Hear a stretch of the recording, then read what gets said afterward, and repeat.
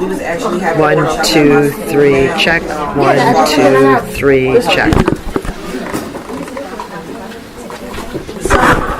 First, I want to thank Erica for being our host tonight. Tonight. Hannah and I were at something. Hannah and Mallory and I were at something last night, so it's daytime.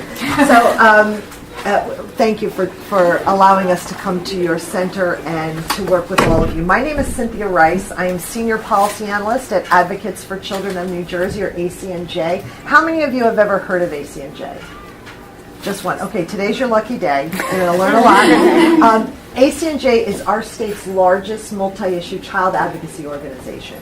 So we work on all issues that affect children and families in our state. Everything certainly about child care. Preschool, education in general, special education, specifically child welfare, health-related issues, juvenile justice, any of the issues that affect our families and our children. We are a policy organization, so we don't provide direct services, and we work on the local level, on the state level, and we also work on the national level. So we work with our members of Congress as well. Today, I want to introduce my colleague Hannah Kornhauner, who is our outreach coordinator. Come on in. And I think most of you may have communicated with Hannah.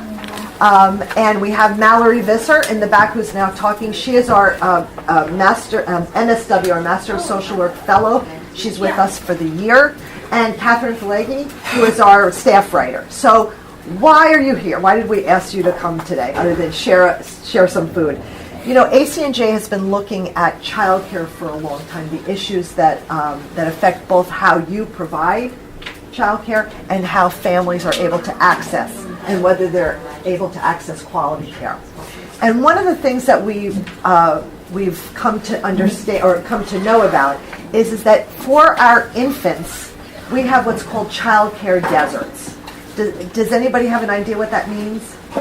A child care desert means there's an inadequate supply in a particular community when you look at the number of children who need, babies, for example, and toddlers, who need care because their parents are working, and the actual amount of care there is in the community. So we call them deserts because it's not there.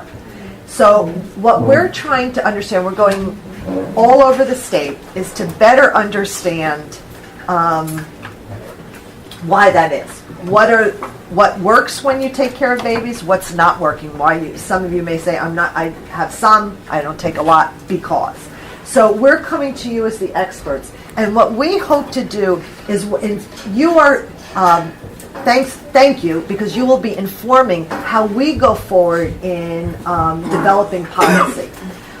So does everyone understand that idea? It's one thing for us to sit our offices are in Newark, but as I said, we're all over the place, in the local, state, and the national. But we need to hear from the people who are in the trenches as to what's working and what's not working. So before we just go around, actually maybe we'll do that and then I'll let you talk. Yeah. Okay, so can you tell me your name and where your center is located? Okay, my name is Karen, and our center is here in Union City. Okay. Do you have babies? Yes, we do. And do you take subsidies? Yes, we do. Just about the... Okay. I'm sorry. I forgot one thing. Thank you, Hannah. So we are taping this. If you don't mind, none of your names are going to be used. Mm-hmm. Our purpose is we want to capture everything that's said. And while we have some great note takers after many years of education, writing, we want to make sure that if we've missed something, we can go back and listen. Whatever comes forward from this will be broad.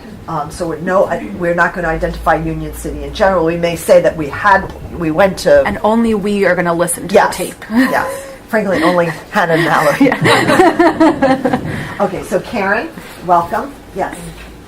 My name is Mallory Tejada, and my center is located in 6th Street. On 6th Street here? Yes. And do you take subsidies? Yes. And do you have babies? Okay. Great. Yes.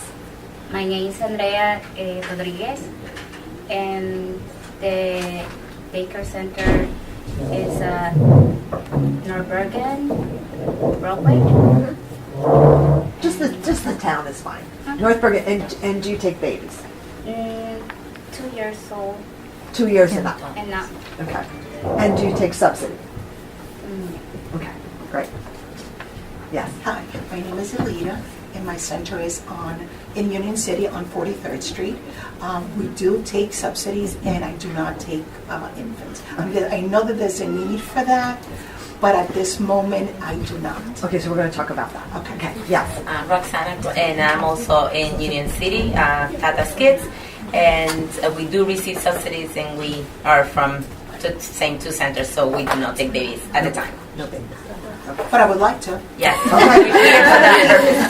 Okay, great. Hi, my name is Sabrina. My center is located in Jersey City. I do take subsidy and I do have infants. Great. Oh, yeah. Hi, my name is Shakira Harper. My center is located in Jersey City. We do not take infants and we do take subsidy. Yes. I'm Candace, and I'm in Union City. We do take infants, and we do have subsidies. Great. I don't have any center or anything. I work for Grow, so I Oh, know. great. I have you, so I supported Reino Mágico for the. But you can still tell us your name. Yes, Gargi. Darden. Gargi. Garden. Hi, Garden. Are you in the North group? I am at the So you work with Northeast Eve? office. Sorry? Do you work with Eve Robinson, or is that the North group? Who's your boss? Oh, no, Kimberly. Got it. Okay, Not great. Northeast. is Northeast. what I Got work it. for. Great. Yeah. Thank you. Hi. My name is Margarita, and my center is in Jersey City, and we help both infants. Great. Thank you. We're from the same center in Jersey City. We do take infants. We have 100 infant and toddlers. Wow. Whoa. Okay. And you're an Abbott provider? Yes. And can you tell us your name? I'm sorry, Carletta Goldston. Carletta. Great. Thanks, Carletta. Okay. Erica? Yes and yes. Cut to the chase. Let's get to the fun. Okay, great. Thanks. Hi, my name is Nastasia Foras. We have a center in Union City. We do take infants, and we do have subsidy. Great. And I'm Kathy, and we're from the same center. So, infants and stuff. So we have 3 that don't take infants. Great. Okay. 4. Yes. Great. Okay. Okay. Hannah's just going to tell you a little bit about our campaign around infants. Yeah. So my name is Hannah. I am the outreach coordinator for our Think Babies campaign that you got magnets for. So this is our advocacy campaign focused on babies ages 0 to 3. So what we're looking to do is to advocate for better policies to support infants and their families. So more affordable, high quality childcare is really our biggest focus right now. We're also looking at home visitation services and infant mental health services as well are our broad focuses. So this is really supporting the work that we're doing on this campaign. Our biggest event on our campaign is called Strolling Thunder. We had our first one last year. Our second one is coming up May 30th of this year. We have parents, child care providers come down to Trenton to the State House with their babies, yes, and we rally at the State House to bring attention to these issues. So last year we had over 300 parents and their babies come out there. It was such a wonderful success to see that many babies down in Trenton. All of our lawmakers had to walk through our group of babies to get into the State House. So it was so powerful. It just brought attention to this issue. So we would really love for you guys to come down and join us this year. It's on a Thursday. It's at 10 a.m. We will reimburse for transportation. And if you have a large enough group, we will help pay for a bus to bring you guys down there.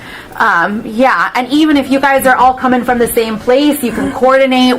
You guys can all bring a bus down together. But certainly I'll be following up with you guys in the months because you guys are really the ones that we need to advocate for these issues. Like Cynthia said, we do a lot of data and research, but it's your stories that really bring these issues alive.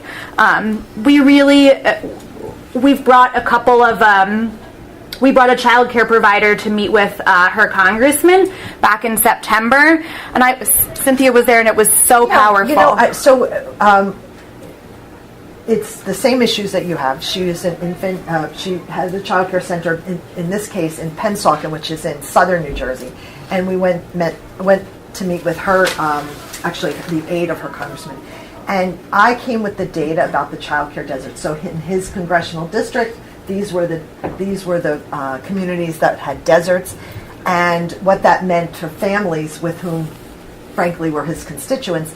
And then, so I had the data, the kind of the black and white of the story, and then she told the story of how she owned a business. She did take children with subsidy. She did have infants. She had a very difficult time staffing her infant classes because of the amount of money that she could afford to pay. I think 95% of her children were on subsidy, so that was the pot.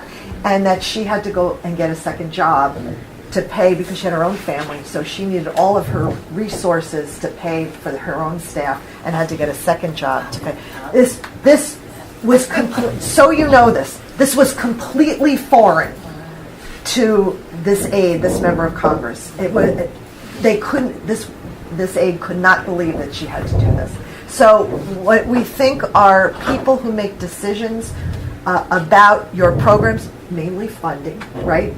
Have absolutely no idea. So what does that look like when you're trying to provide care, to provide quality care for the families with whom you serve and the babies with whom you serve? So that's the story. And we need those stories to help us in these efforts, and because they're so powerful.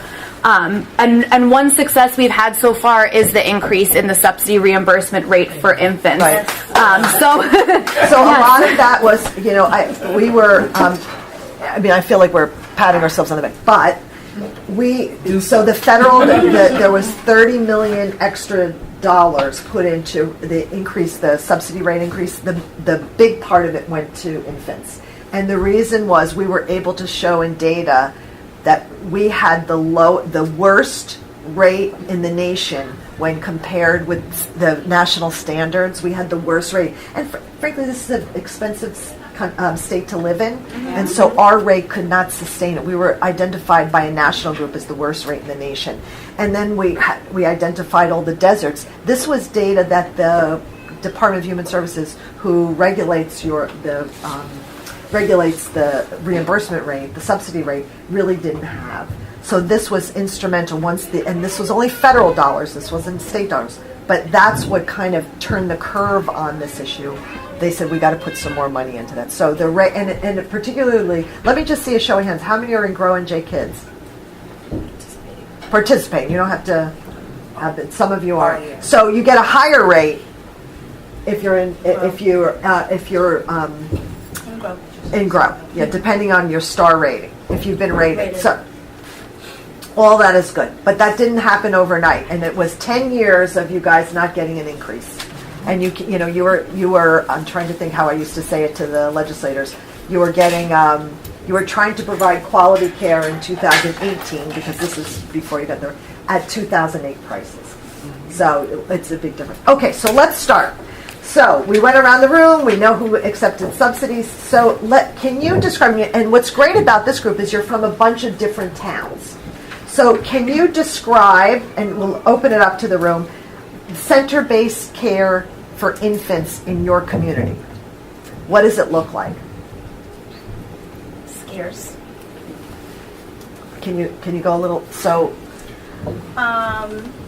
Well, for us, I think there's only, in Union City, I can only speak, I think there's only one center that is, yours too. There's a couple of centers, I'm going to say. A handful. A few. Not that, I don't even think it exceeds 10. That are licensed with an I-4, I'm going to say, to care for infants. Now, there's a handful that are grandfathered in. There's more now that they're grandfathered in that can accept at least 5 infants. Mm-hmm. And I think what brought me to you was that once they took the subsidy away, it left a deficit for a lot of centers, because we were receiving the grandfathered ones. Yes, the grandfathered ones. We were receiving this assistance that helps pay for everything to provide care, quality care for the children. for the infants, and then they were taken away. Now it's 0 to 2.5. That's a big age group. And the thing is that we're an Abbott district, so you only have them for 6 months, and then they go into Abbott. So for us, not having that subsidy, it hurts the bottom line. Did what Erica just described? Did others of you experience that? Yes. Can you talk a little bit about that? Well, yeah, there's a gap. There's a gap between the 3s and 4s and the infants and toddlers. A huge gap. And then you try to get the infants and toddlers to stay at your site so they could roll over to your Abbott, and then you're empty for about a couple of months because all the kids have left. So that's the gap there. So okay, I understand what you're saying, right? And were you in the grandfathered as Erica? Yes, I was. Okay, right. So And you that know, was taken so away. you know, this is a federal law. In order that it's not a state law, so that goes throughout the country. That was a change in the federal. Oh, that was a federal change. It was right because the dollars. It was not a state change. The dollars were federal dollars. Oh, I see. So New Jersey has to follow the federal guidelines. So that's why that happened. It's not like you could go to your state legislature, Senator Union City. No, it's not Senator Cunningham. I'm trying to think. Yeah, You'd have to go to Brian Stack. Right. You'd have to go to Brian Stack to talk to him about this. But really, you should go to Albio Series, right? Because it's you're a member of Congress. Right. So that's the difference. Okay. So that happened. What else? What else do we hear about? So you're talking about a kind of a gap between 2.5 and 3. How many of you? I know North Bergen does have preschool. How many of you are Avid providers as well? And you're in Jersey City, correct? Yes. Okay. And you're okay. Great. Okay. Great. So the majority of you are Avid providers. So you're providing 3 and 4. How about over here? I'm not able. Okay. And you. So actually, let me just ask you: do you have mostly infants and toddlers, or? I have mostly toddlers. Toddlers. Because after that happened, they took my license says I could have 5 children, but they took it off. Even though my license says the 5, they didn't. You could have private children. Right. Yeah, I have private. My infants are private, Right. not from the subsidy. Right. Majority of my center is infants and toddlers. And It's like actually on the preschool. I'm sorry. We're barely preschool, like we're small preschool, but majority of the whole But it's day. not linked with the school district.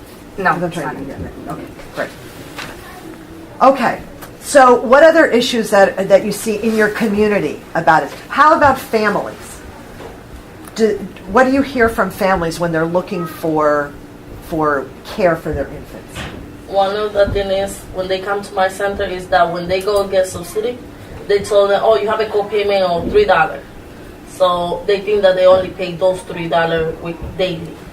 And I have to explain to them, they have to go back to their case manager that does for getting to that, but between the $130 that they pay to the $155 that we get, they have to pay the difference. And then most of mine say, oh no, I'm not paying it, I can afford it, and they go.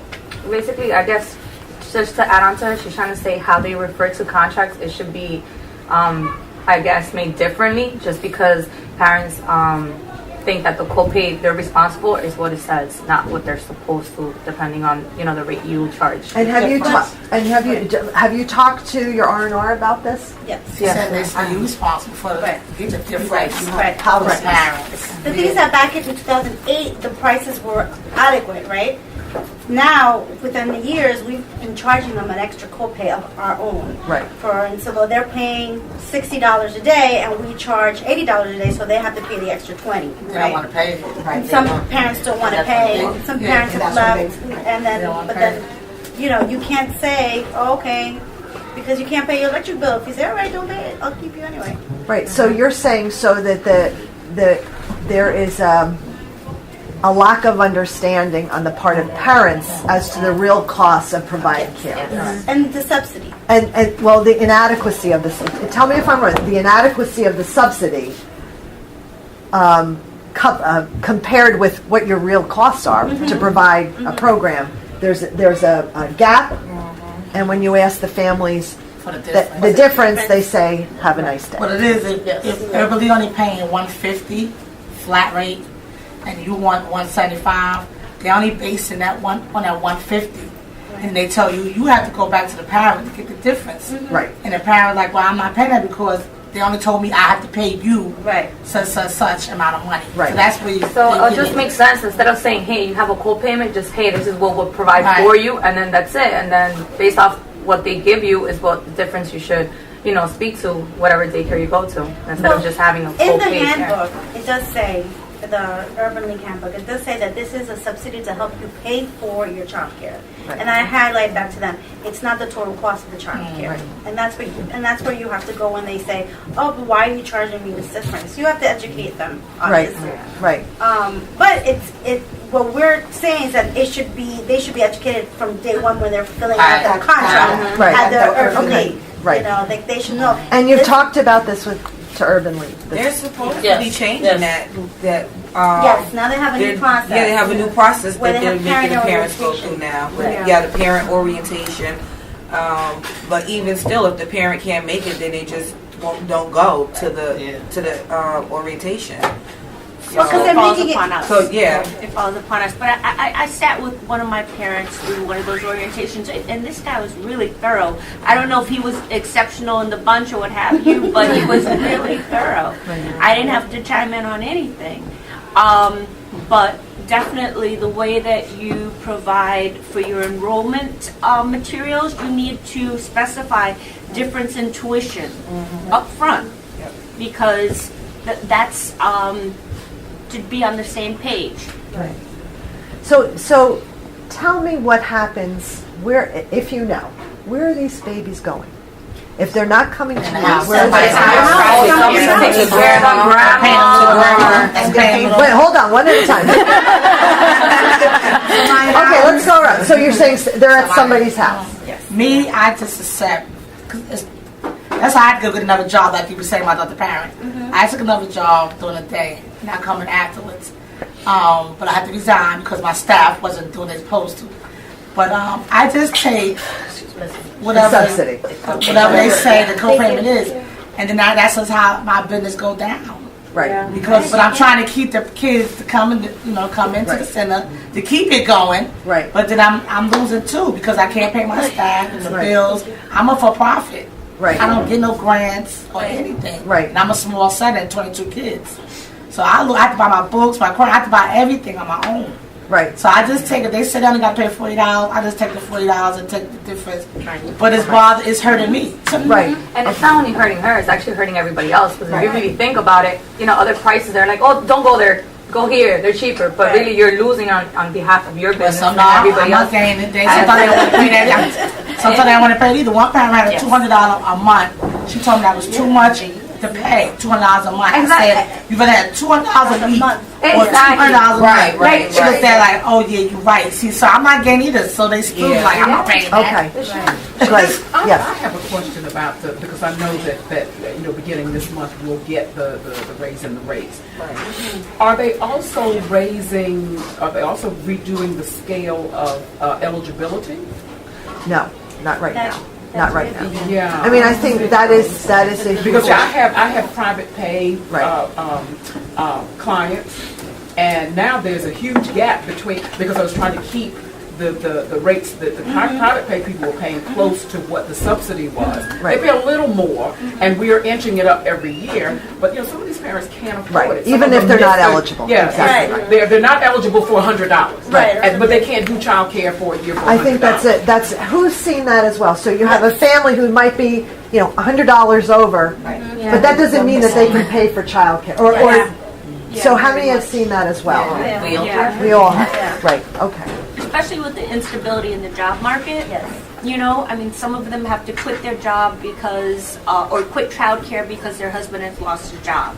Or, I find that in this community that happens quite a bit, A lot of parents have moved out of state. I have probably about 5 families that have moved to different places. And then you see the kids that were at your site walking along to school. Yep. Yes. As they grow. As they grow, not as they grow older, but At 6, 7, 8, 9, yeah. They walk 8, to 9, school, they walk to and school. you know that they were at your site before. Right. Or they're walking home from They school. walking Who home knows alone. if they're going home alone or And the majority of this, I'm sorry to pick you guys off, majority of these toddlers that have older brothers and siblings too, they'll probably even leave them with them at home. It comes to that scenario where you would know, like you're suspicious about the fact that a parent will leave an older, let's say 12, 13-year-old with a 2-year-old. Right, Just so- to avoid having to pay so- because they can't afford. Right. So the concern is there's concern about when you can't when families don't have access, right? The babies may be in situations that are not not always safe, and certainly not appropriate for a very very young child. Yeah, especially the infants, they leave them with a grandma or somebody like that. I mean, right. Or a neighbor. And we're talking about grandma that probably needs help herself to like even do something, you know? I mean, I think the thing is, there's a big question mark, right? We don't. Right. We don't Could know. be. We don't know how many. We don't know where these kids are going, but it's not in the same certainly safety. Okay, Well, it's not a safe Can I just say Sure. one thing? In order to qualify for a subsidy, the parents have to work. Yes. So if they're working and they still can't afford the co-payments or the gap funding, then how do they go to work if they don't have anybody to leave the child with? Right. I personally would say it would be smarter if they ask for more documentation when it comes to like actually eligibility. For instance, like what do you pay on rent? What do you do this? It helps them show, hey, I can't afford it because my rent is this, my rent is that. I have more expenses. And even to them though that I have $25, how can I spend it on child? The only deduction that they do is the rent. Yeah. Even for example, I have my sister. She has 2 kids, and she pay the rent. She pay water. She pay sewer at her house. She has to pay everything because the landlord doesn't pay nothing, and then she cannot afford the child care. They told her that she's not eligible because her and her husband make 70 something a year, so they cut it. Right. Because she got married, even though that's not the father of the child, they said, no, you're making too much. But when you get it, you say, like, 70, really? Yeah, but then again, it's not only her rent. Like, it's so many other factors that come in that she's not eligible for the state to even get, like, help for electricity and stuff like that. So it's kind of like, really? Exactly. Because if they don't qualify for a subsidy, they also don't qualify for...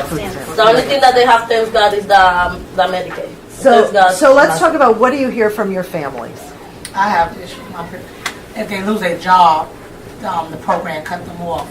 So how they supposed to look for a job? So right They don't now, have a job. let's stop right there. They should not be cutting them off right away. No, they don't. They give them like 8 months. No, they Oh, okay.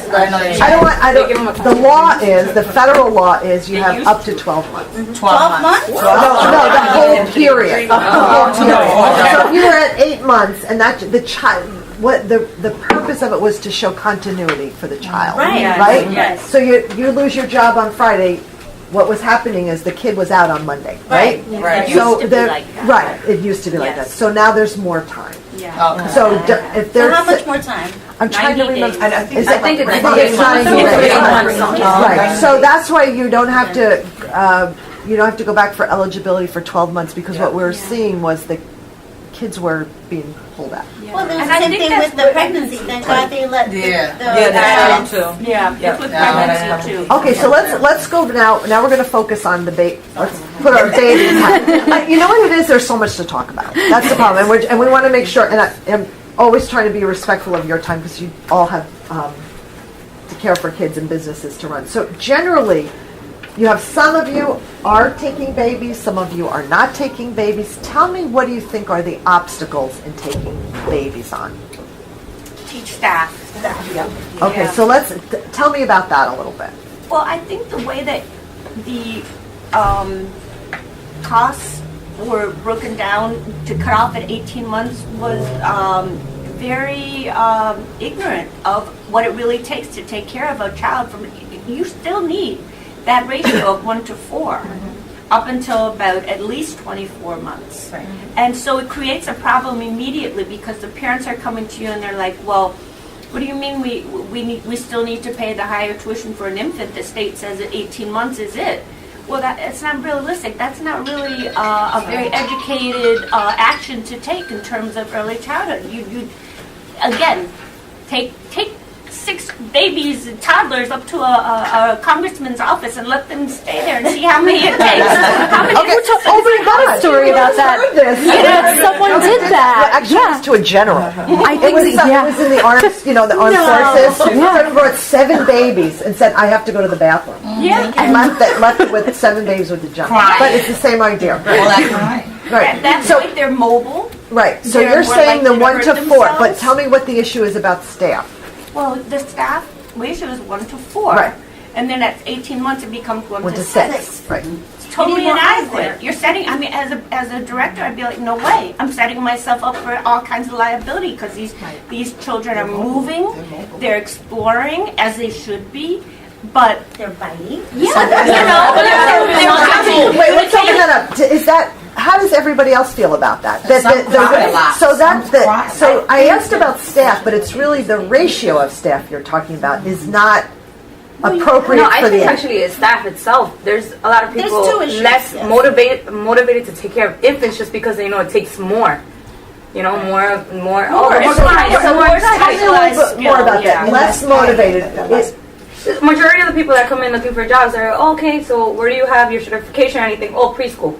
Right. Oh, 2 and over. Oh, but you're not interested in like learning about babies or possibly, getting rotated. No, I'm good. Okay, I just like to do bigger kids.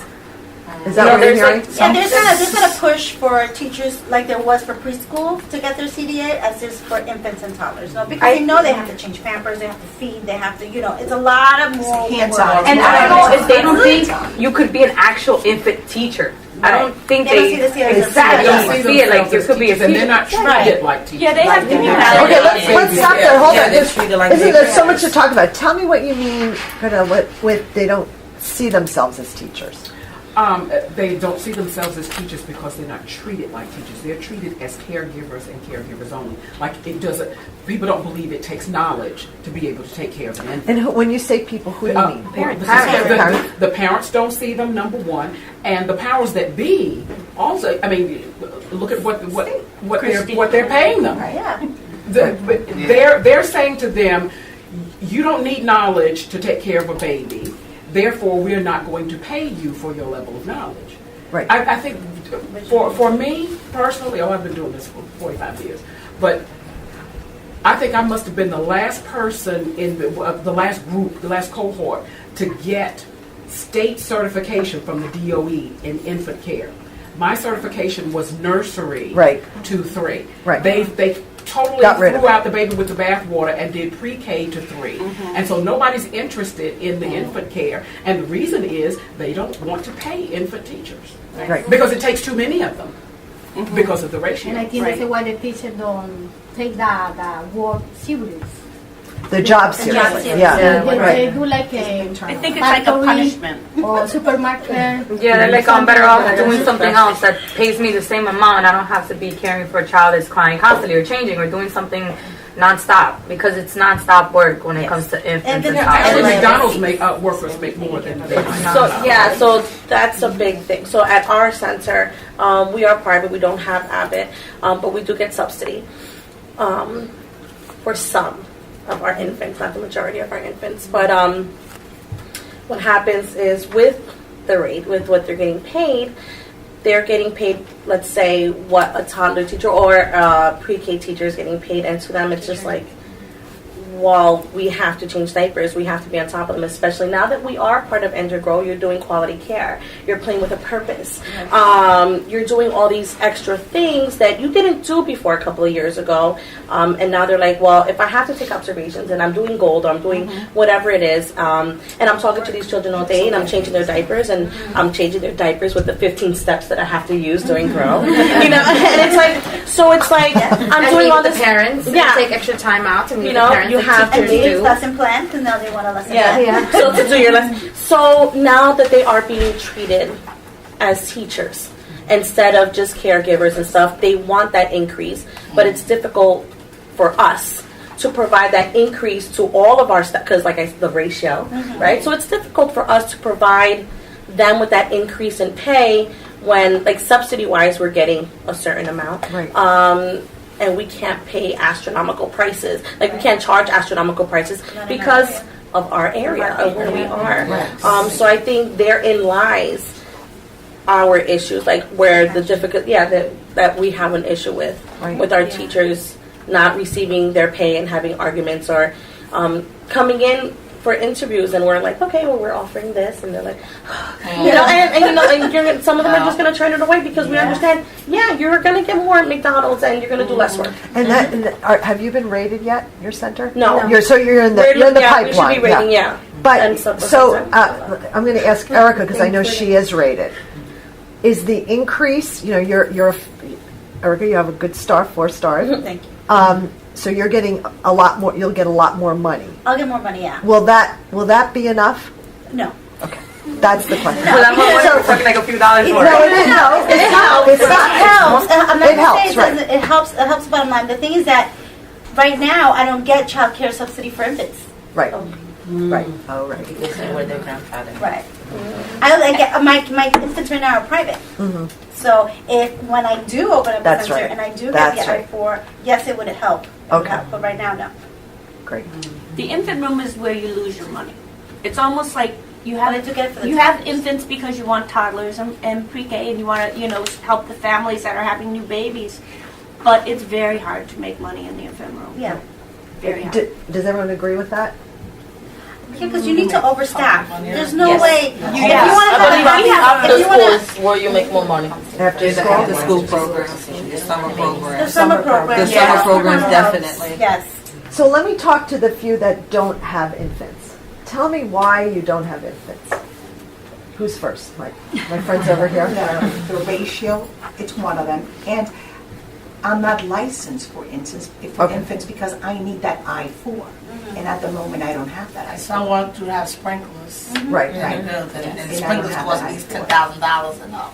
Oh, you're looking at money. Okay, I was lucky. My builder had sprinklers in mine. Is that your problem? I mean, is sprinklers that's part of it? Okay, so that's part of it. What are some of the other? The license itself, right? I don't have. So assuming, let's say you were able to get sprinklers, you would be able to get the license. Right. So in your case, and who is the Melissa, you don't have infants. Private. Okay.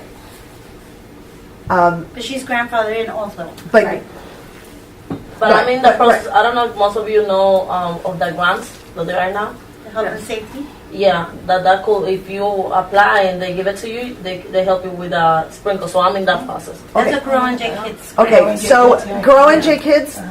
Let's just stop right there. Let's stop right there. We're gonna. From what I understand, it doesn't cover. It's small things. Yes, it doesn't. It's not going to cover putting in a sprinkler system. They won't. They don't. I was at a meeting just Monday, and they said it's only for. This is the state telling me. It was only for like fixing a ramp or fixing a pipe or putting a sink in the room, getting those piping stuff like that. But small improvements. Small improvements. Yeah. So I believe there's a miscommunication. I don't know where, because they went and checked us, and he said, "Okay, I'm gonna give you the response in 30 days."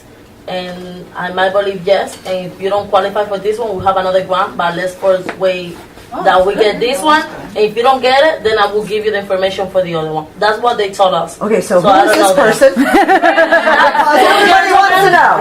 There were two gentlemen. And where were they from? Were they from Grow and J? No. No, it's not. It is through the NJCCIS that you are applying for, for the grant. So its application is completely, based off of that platform. Right. So we really don't have much Well, I to mean, do with only that. because what Erica described is what we've been at state meetings. That's what we've heard. Right. So now you can't apply. So that if there's another grant, boy, that would be great to know. I know that for now. I know there's 3, but when he came and he said that to us, I believe now there's 4. Because he said that to us. He said, if you don't qualify for this one, then I will give you the information for the other one. I told him, no, but give it now so I can start it. And he said, no, that I have to wait. That he gave me the denial, the acceptance, so he could give me the information. And you're waiting for the denial or acceptance. Yes, it's hopefully next week. And is it a money, a certain amount, or are they going to cover the whole thing? No, certain amount. Okay. But it will help from Of the course. 40,000 that is cost. Yes. If they give me at least 10, I will be happy. Right. Let us know. You're onto something. Okay, so what other reasons do you not take babies? It's certainly not demand. There probably would be. I think that's it. One of the barriers, I don't have that barrier, but one of the barriers is I'm in a building that has 3 stories. Yeah. So none of my children can go on the top floor Right. because they're too small. But for the infants, we had to build a ramp on the first floor, so I can only have infants on the first floor. I have one classroom in the basement. I could possibly put infants down there because then there's a ramp that goes up to the first level. But most people, that's their barrier. It's the facility. Right. Okay. Yeah, so also, this comes from my personal experience, not from our center. I live in Bayonne. I have 6 kids. God bless. So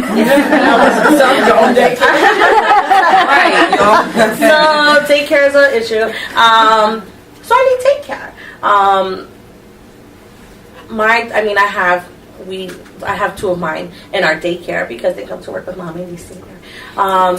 But it's harder. Like, let's say Bayonne, like I said, as a parent, it's harder because in Bayonne there's like 2 centers. I think they just opened up another one. I find out that it has to do a lot with licensing because of the facilities, and I don't know if it's difficult with them with the ramp and the steps and all that, and maybe their inspector's a little harder, because it depends on who you get. Right. Yeah, it depends on who you get. So I know, like, as a parent, it's difficult. Before I started working here, well, when I first started working at my center, we just didn't have the room. And just because I'm working there, we can't just make a space and hire a teacher. So it was difficult. So I had to now live in Bayonne. I have 3 kids that go to the school system. They're fine, right? Because there's aftercare there. But then I have infants that I have nowhere to put. So now I have to take them to Jersey City. So I have to, in the morning as a parent, drop off these in Bayonne, take these to Jersey City, and then go to work in Union City. And I think that's also a bigger issue for parents as far as finding daycare because the facilities are just not available. Right. You know what I'm saying? Like, and what you're describing is you literally had to shop. Yeah. To shop because of the lack of availability. So you're going, and that's a tremendous strain on a family. Doing the 3 stops. Yeah, that's a lot of stops. Yeah. So just so you know, in Bayonne there's 6 centers. Okay, well, but the estimated number of slots is 182, right?